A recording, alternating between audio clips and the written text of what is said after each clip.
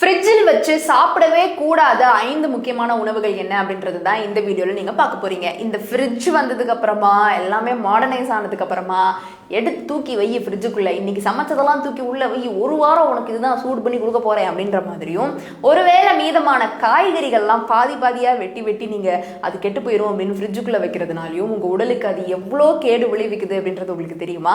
முக்கியமா நம்பர் 1, நீங்க ஃப்ரிட்ஜில் வைக்கவே கூடாது, அது உங்களுக்கு நஞ்சா மாறக்கூடியது என்னன்னு பார்த்தீங்கன்னா தக்காளி. ஸோ தக்காளியில லைகோபீன் அப்படின்ற ஒரு சப்ஸ்டன்ஸ் இருக்குது, அண்ட் ஆல்சோ கரோட்டினாய்டு அப்படின்ற ஒரு சப்ஸ்டன்ஸ் இருக்குது. இதுதான் அந்த தக்காளிக்கு அந்த சிவப்பு நிறத்தை வந்து கொடுக்குது. இது எல்லாமே தக்காளியில நம்மளால பார்க்க முடியுது. தக்காளியை ஒருவேளை நம்ம ஃப்ரிட்ஜுக்குள்ள வச்சு குளிரூட்டும் பொழுது என்ன ஆகுது அப்படின்னு பாத்தீங்கன்னா, இந்த லைகோபீன் அதோடைய கட்டமைப்பை வந்து மாத்தி டோமடைன் கிளைகோல்களாய்டா மாறுது.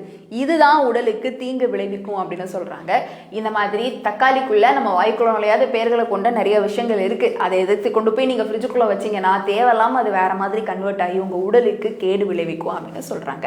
ஸோ தக்காளியை ஃப்ரிட்ஜுக்குள்ள வைக்காதீங்க. நம்பர் 2, பொட்டேட்டோ அதாவது உருளைக்கிழங்கை வந்து நீங்கள் ஃப்ரிட்ஜுக்குள்ளேயே வைக்கக்கூடாது. நார்மலாக நம்ம வைக்க மாட்டோம், ஏன்னா அது நீண்ட நாள் ஆனாலும் கெட்டு போகாத ஒரு காய்கறியாக பார்க்கப்படுது. ஆனால் பாதியாக கட் பண்ணிட்டு இந்த பாதி இருக்கே இப்போ நம்ம வெட்டிட்டோம் வெளியில் வச்சா கெட்டு போயிடும், நீங்கள் ஃப்ரிட்ஜுக்குள்ளே தூக்கி வச்சிங்க அப்படின்னா அது உடலுக்கு கேடு விளைவிக்கும். குளிர்ந்த அந்த வெப்பநிலை காரணமாக உருளைக்கிழங்குல இருக்கிற மாவு சத்து சர்க்கரையாக கன்வெர்ட் ஆகுதான். அண்ட் ஆல்சோ உருளைக்கிழங்கு முளைக்க துவங்கும் அப்படின்றதுனால வெளியே காற்றோட்டமா ஈரப்பதம் இல்லாத இடத்துல தான் வந்து உருளைக்கிழங்கு வைக்கணும். உருளைக்கிழங்குக்கெல்லாம் எதுக்கு பாஸ் ஃப்ரிட்ஜுன்ற மாதிரி தான் உருளைக்கிழங்கு அதுக்குள்ளே வைக்காதீங்க.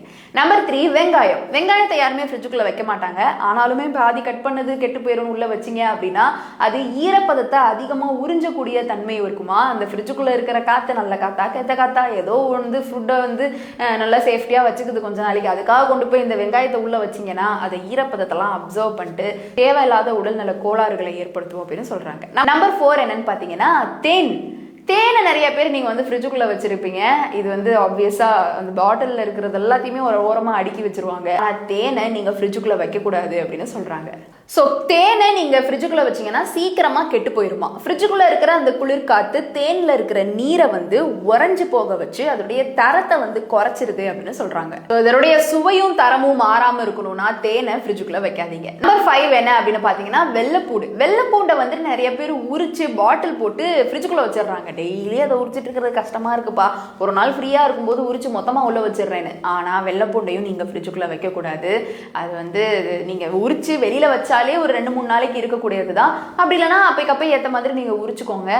ஆனா நீங்க அதை ஃப்ரிட்ஜுக்குள்ள வைக்கிறதுனால அது சீக்கிரமா அதனுடைய சுவையையும் தரத்தையும் இழந்துரும் அப்படின்னு சொல்றாங்க. ஸோ பூண்டையும் நீங்க வைக்காதீங்க. இதையும் தாண்டின நிறைய உணவுப் பொருட்கள் இருக்கு, லைக் வாழைப்பழம், இந்த மாதிரிலாம் நீங்க வந்து ஃப்ரிட்ஜுக்குள்ள வைக்க கூடாதுன்றாங்க. இது எல்லாத்தையும் வச்சிங்கன்னா அது உணவு விஷமா மாறிடும் அப்படின்னு சொல்றாங்க. இதை பத்தி உங்களுடைய கருத்துக்கள் இருந்தா கீழே வந்து கமெண்ட் பாக்ஸ்ல என் கூட ஷேர் பண்ணலாம்.